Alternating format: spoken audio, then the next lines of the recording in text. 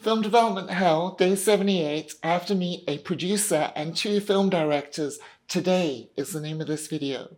Why? Well, my name is Deborah Richards and I am an independent film director from Las Vegas. And if you're new to this channel, welcome. This is a daily vlog into my life as an independent film director and also the making of my third feature film, which is currently in the late stages of development, and it's called Scissor Mouth. So today I have three cool meetings. I got a meeting with our production partner in England, producer Jane Sanger, and so I'll be Zooming with her. It's very early in Las Vegas right now, and because of the time difference, I have an 8 a.m. Zoom meeting with Jane to catch up on the latest developments regarding Scissor Mouth. Basically, she's our production partner, which means she is currently looking for equity for the film. And she went to Cannes Film Festival a couple months on representing us and her other films, because she actually has a slate of 3 horror films together, and Scissor Mouth is one of them. So I'm catching up with her today to find out the latest regarding the financing and how that's all going. Then I have a meeting later this morning with Jessica Chandler, who is the Nevada Woman Filmmaker of the Year, and she is a film director who I met at the Nevada Women's Film Festival. And it's always amazing to have friends that are film directors, so you can say to them, hey, what do you think of this? Am I doing this right? Am I doing this wrong? Because unless you have a manager, it's very hard to know. And it's very hard to have, it's hard to find someone that you can ask those kinds of questions to. So it's really important as a film director to me to have a support group of other film directors. And then the other meeting that I got today is actually an in-person meeting, and I'm really excited. Another director, a very talented young man called Hunter Nicholas, and I met him at the Las Vegas Independent Film Festival last year, where my debut feature won Best Feature at the festival, and I met Hunter there, and he's an amazing young filmmaker from the East Coast, but he's actually visiting Vegas right now, so his mother and him are going to pop in, and I haven't seen them in a couple years, so this is really exciting.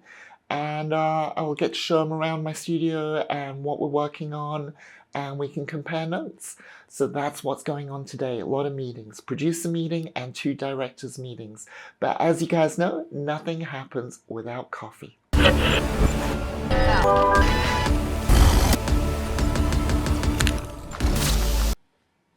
Good morning, Jane.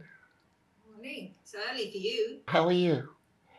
Yeah, good. Good, thanks. How are you? Great. It's great to see you. I'm so happy that I'm working with you on this, by the way, because I really, truly, honestly feel that you have that same fire as I do. That you tend to get shit done, and I really do. you do it, and I do as well. Many people aren't like that, and I recognize that in you, and it's a joy to work with you.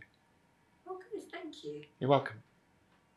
Well, we can't do any casting in America whatsoever until we're funded. No agent will speak to us until we're funded. Period. Oh, really? It's that way round? Yeah, So what about getting LOIs and things like that? Can you not get it's LOI? extremely difficult. It's taken us a year to get the LOI from Johnny Pemberton of negotiating. That took a year, and we have been negotiating with other actors for nearly as long.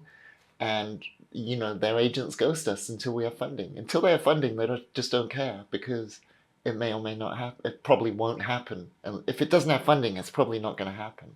It's only a small percentage of movies that happen.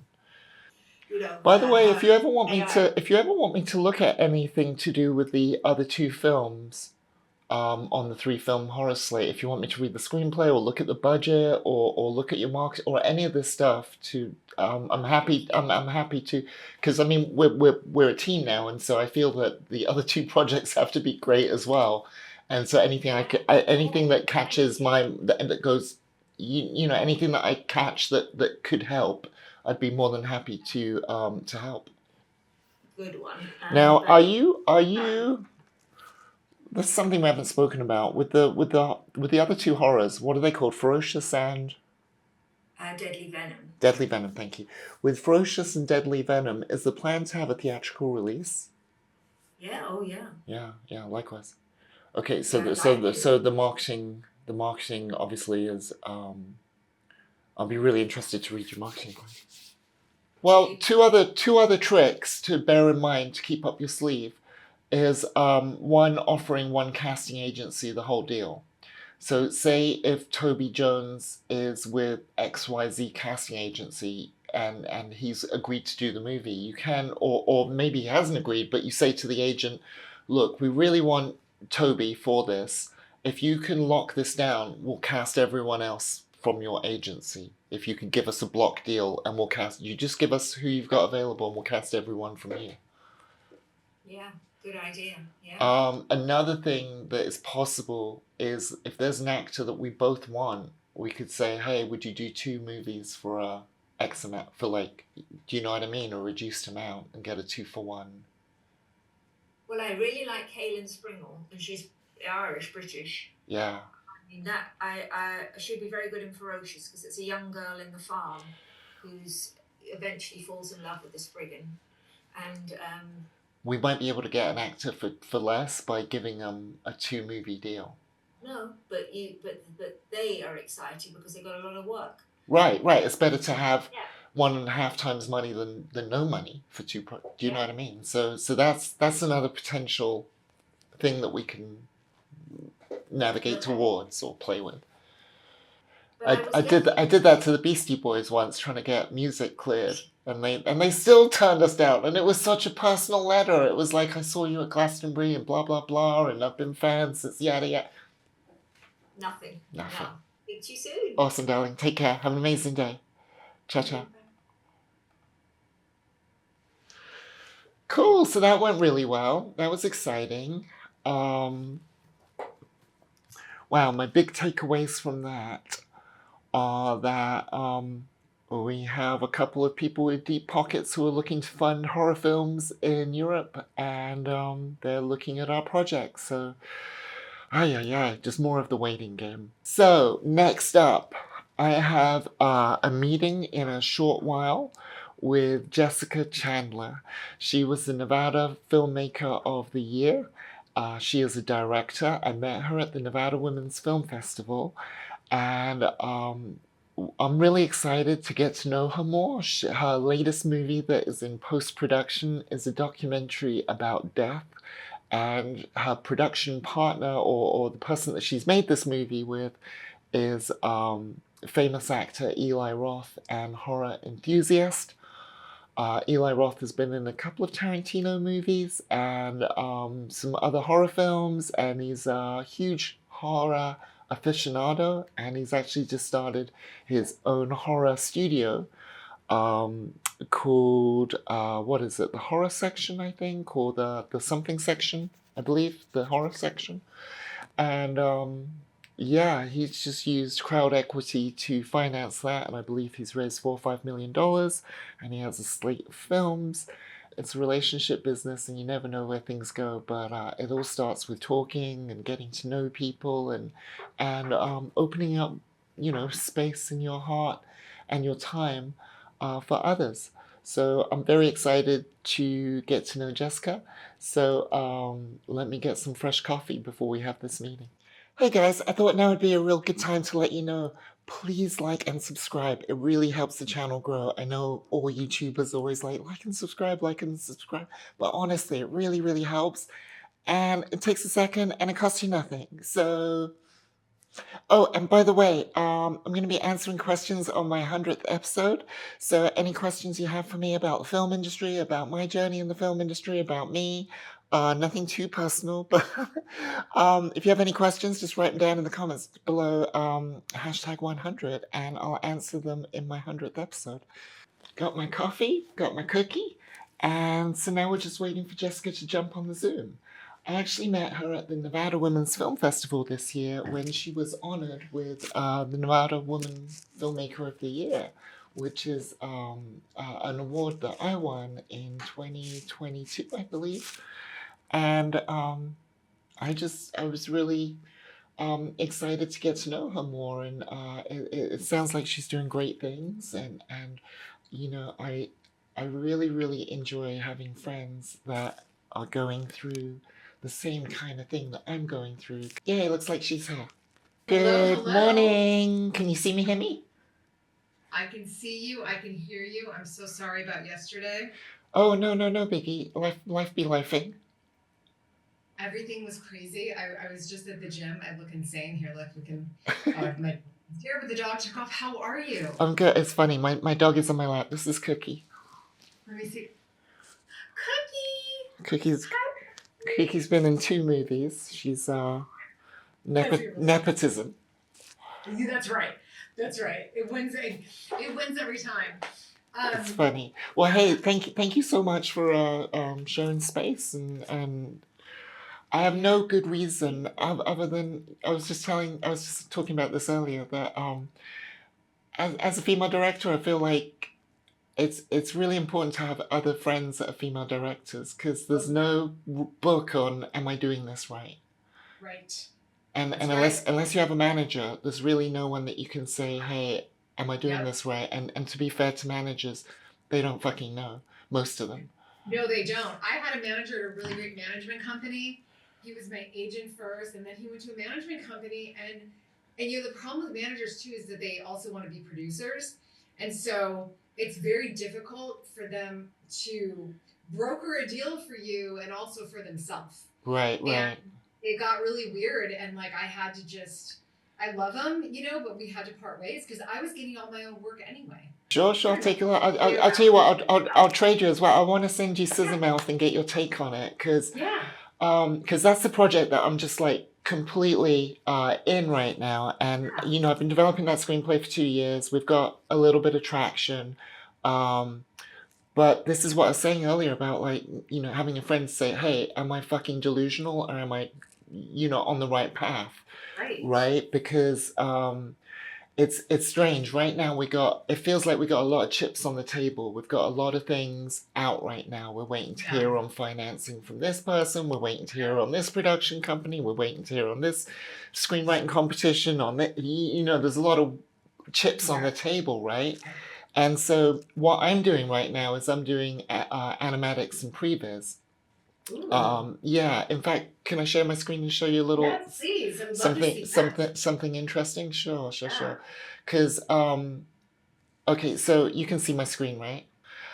So what I was saying was, I'm working on animatics, and so I'm a post-production specialist. I don't know if you know, I'm an editor of I didn't know that. I'm an editor, VFX artist, and colorist, right?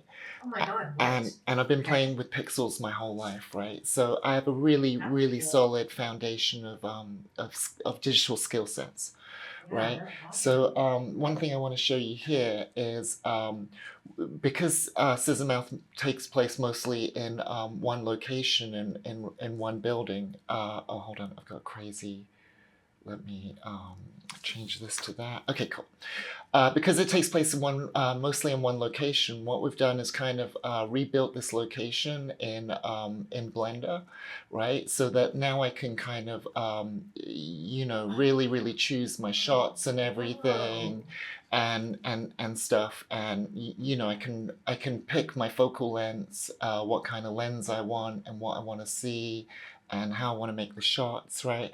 So, so what I did is I did a table read recently with the actors and with local actors, sorry, and I threw that audio in the timeline, and so now I'm going shot by shot and picking my shots so that I can put the whole movie together, and then the idea is you just replace the movie with the real shots, right? Sounds easy. Right. This is instead of storyboarding. Correct. I jumped that. Okay. So so the now what's really powerful about the model is this model is to scale, right? So it can be used in the pre-production animatics phase. It can be used by the production designers because we can pick wallpaper or whatever. Okay, then it can be used by the location scouts because there's certain physical attributes that I want of the building, like these hoopy things, whether we have to build or find. And then it can help during production because if there's any carpentry, carpenters can work off it as well because it's all to scale. And then in post-production, I can use the same model as well, continuing in the pipeline to do like VFX patchwork and stuff. Like say if we need to remove a wall or add something, I can use this model to, so this model kind of will be used throughout the whole pipeline. So here's a little quick example of, you know, what I'm talking about with the animatics and the table read. I'm absolutely single and ready to mingle. I promise you that. Just don't tell Sammy I'm cheating on him. Oh, your husband? Lord, no. Sammy was my hairdresser back in Phoenix. You're in luck, sugar. I'm good at keeping secrets. Thanks. This is so long overdue. Between the move and mucking in, I feel like I've really let myself go. Well, I didn't want to say anything, sugar, but when you walked in. So it allows me to play with the pacing and all of that stuff, and I do this through a patchwork of you know, I'll use anything, like whatever's available I'll use, if that makes sense. So like I can I'll use After Effects, Previs Pro, like Blender, Photoshop, like it's just all very pastiche, kind of just, you know, throwing shit together. Yeah. But my point was, Cool. thanks. My point is that I feel like I'm going as far as I can before someone else jumps on and takes the ball and runs with it. And I've got soft offers of equity in England, 2 soft offers of $1 million. Pretty good. And you had to shoot it there? No, we're shooting it in New Mexico. Right, that's right. Shooting it in Mexico. But like part of me wonders, how long do I keep working on it before I say I'm being delusional, this isn't going to happen? Like how much effort and time do I, because the reason why we're making this project, funnily enough, is because 2 years ago I pitched my shitty manager, who I've since fired. I said to him, look, these are a dozen ideas I have. And I pitched him each idea and he said, that one, right?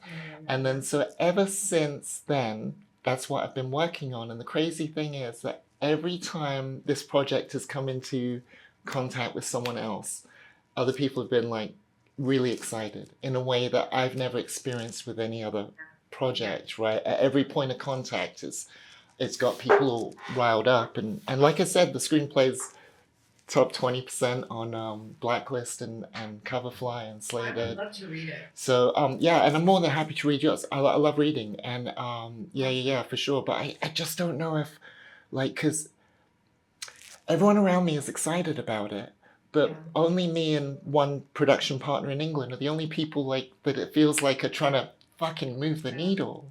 Yeah. You know, I have a script, Don't Help the Girl. It's been optioned. I had Mandy Moore attached to it, Orlando Bloom attached to it as a horror movie. Wow. I've optioned it a few times. I've made money on it. I remember But you saying that's amazing.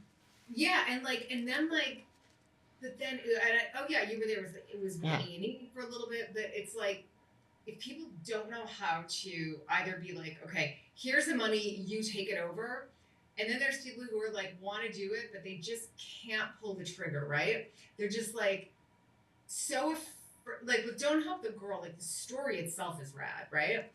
You don't need Mandy Moore or Orlando Bloom. And so people are so afraid to like pull the trigger and take the chance. It's like you need the people with the money to be like, I trust you, and you need to just go make this film, and whatever money you have, you back into the budget, which clearly you know how to do. It's really frustrating. You know what I mean? Like, you just want to go. Is there any way you can go down on your budget?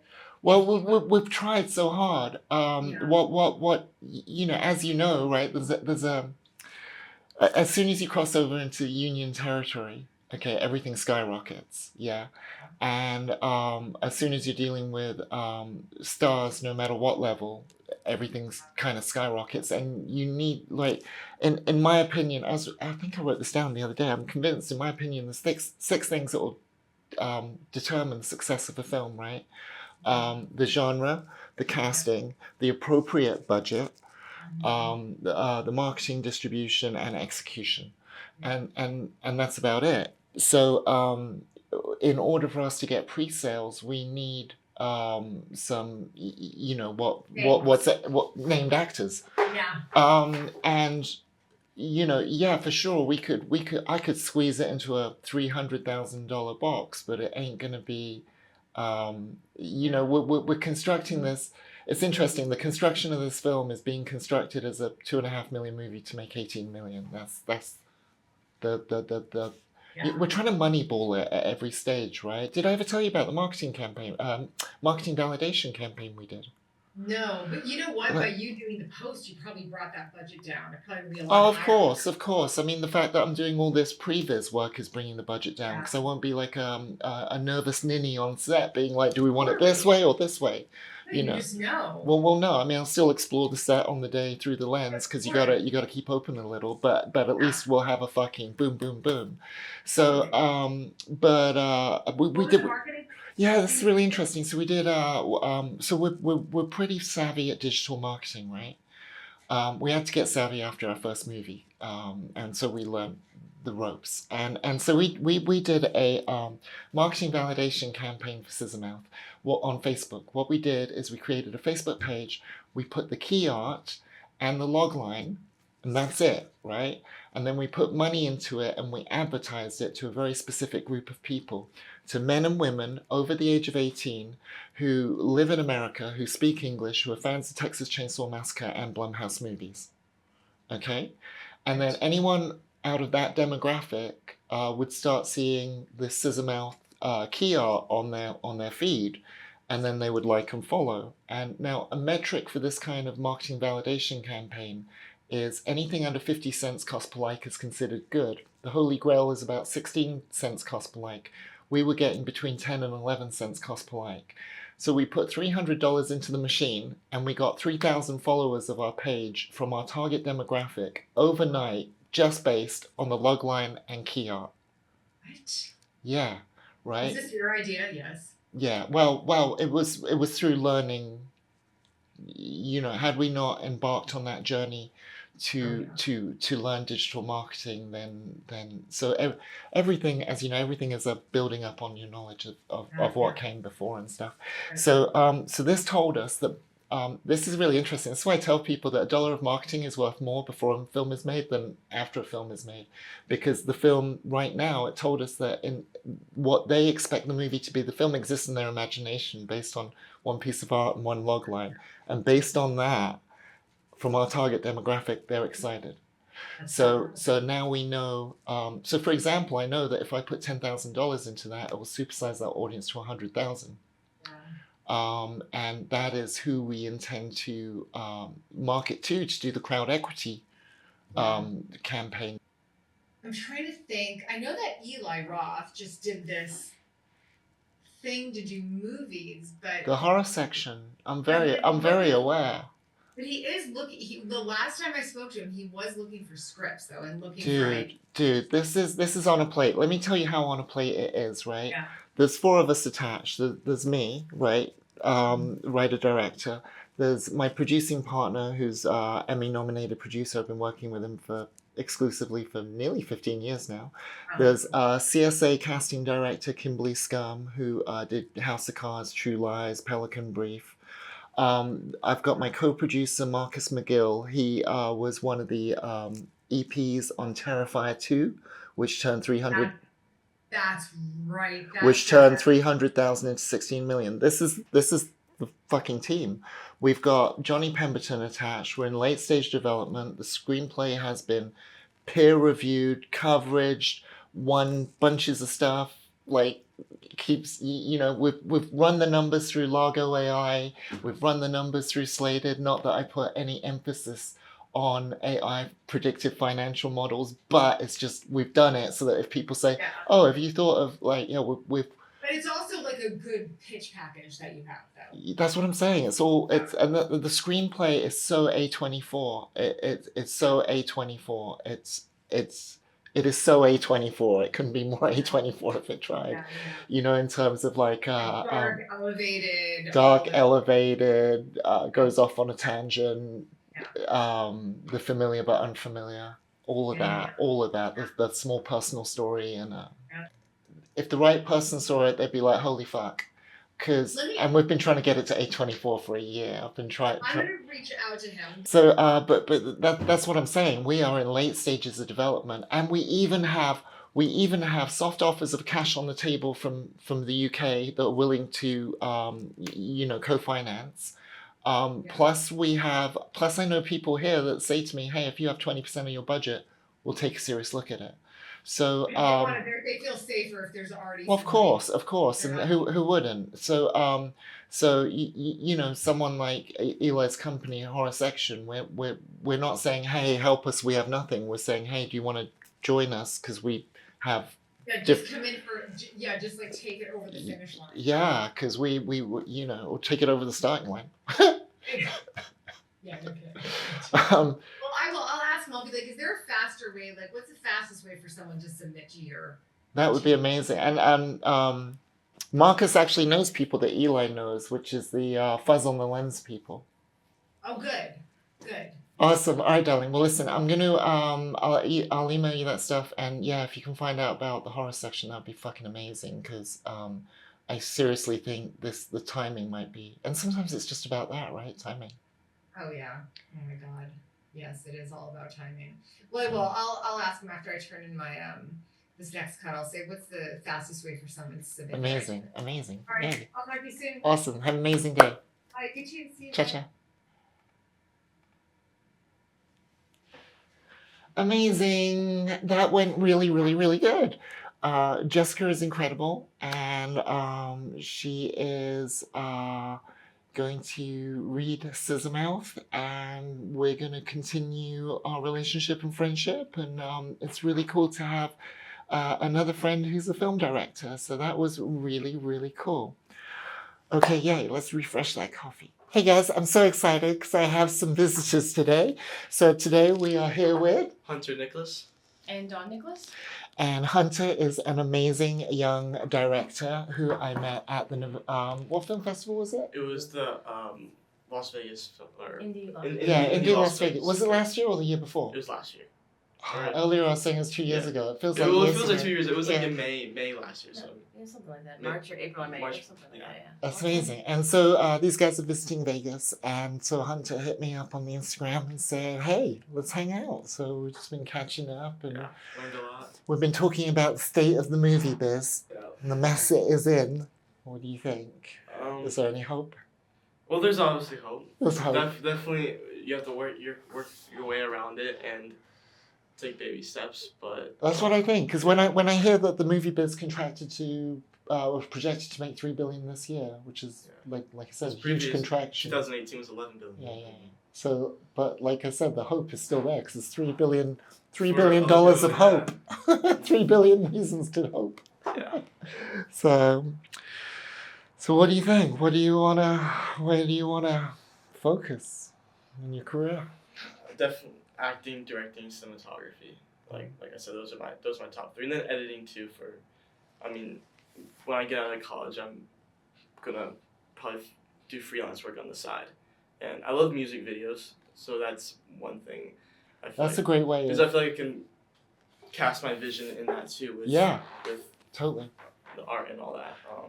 Music videos is still a great way to get notice for TV commercials. Yeah. But then TV commercials are a whole different. It's like a different industry. It's like so. I only learned about the TV commercial world last year, and it's so different. It's so different. What's different about it? Everything. Like the directors who direct commercials, that's all they do.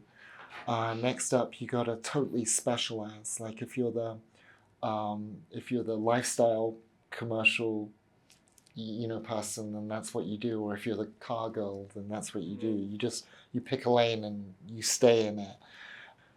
It's really strange because it's this whole bidding process where you go to the agency and you bid for the gig, and there might be 5 or other directors bidding on the gig as well. So they're not hiring you And out. You have to bid on.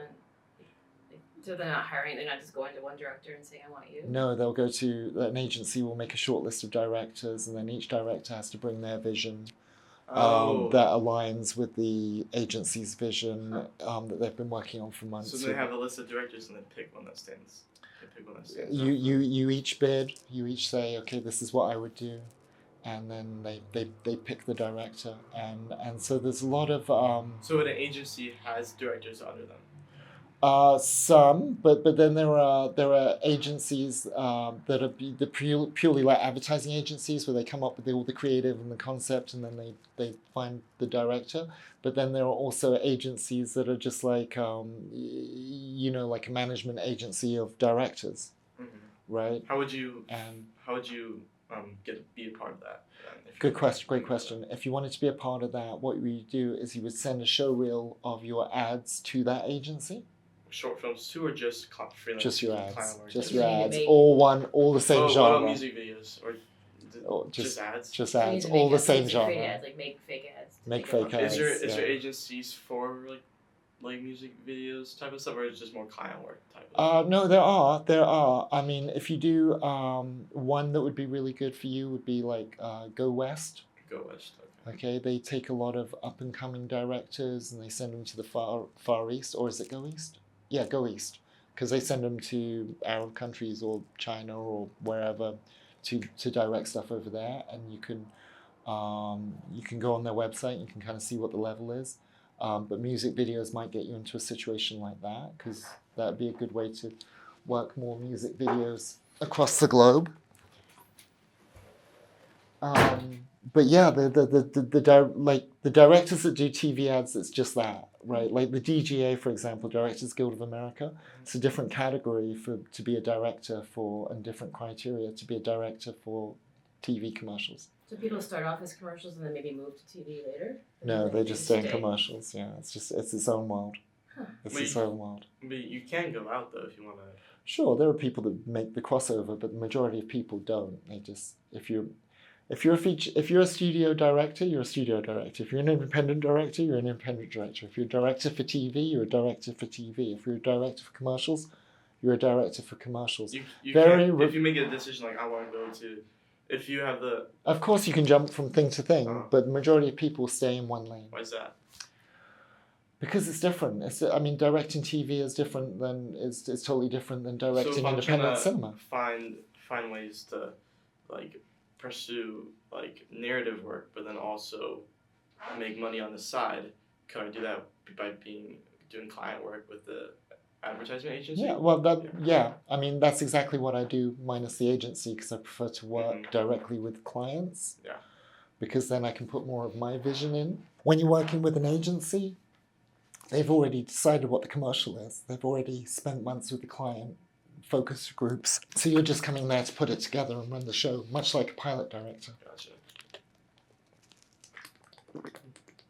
So if they already know what they want, then why would they have 5 different directors who have to bid on it? Like how they just have different Because ways of shooting it? different directors, they might not like one person. They might prefer the other person. They might have some DEI quota. They might have one director might come in and say, you know what, guys, I'm going to pitch you something completely different, left field. I'm going to go for it. And they might look at that and they might be like, you're insane. We've spent 6 months on this. Or they might say, you know what, this is perfect because the client wasn't happy with what we were doing and we were looking for a fresh new idea. So you don't know. But I mean, so each of these worlds operate very differently, you know, like the studio world, come in through a program, be a pilot director. The independent world, you're on the project forever and you've got to raise the money. So you've got to have a business producer mentality. The TV world, again, very much coming through programs and stuff like that. For like How does the actor know which lane to start with? It just really depends. What do you want to do? What do you want to do? Well, it's good that you started so young. I mean, Yeah. he's been That's great. I mean, so his first film was when you were like 11? It means, Well- in honesty, it means you got more time to fuck up and and recover. Yeah, And right. recover. I remember they asked me on the red carpet, who are you wearing? I was like, Amazon.com. I was so excited. That's funny. Well, thank you again. Yeah, We you're welcome, really of course. appreciate it. Yeah, yeah. So helpful. That's so cool that you guys are here. I can't wait for Patrick to see the YouTube and be Yeah, like, yeah. holy crap, they were here. Everybody wasn't here. Yeah, tell Patrick we said hi. Yeah, for sure. Well, you can tell myself. Hey Patrick. Bye.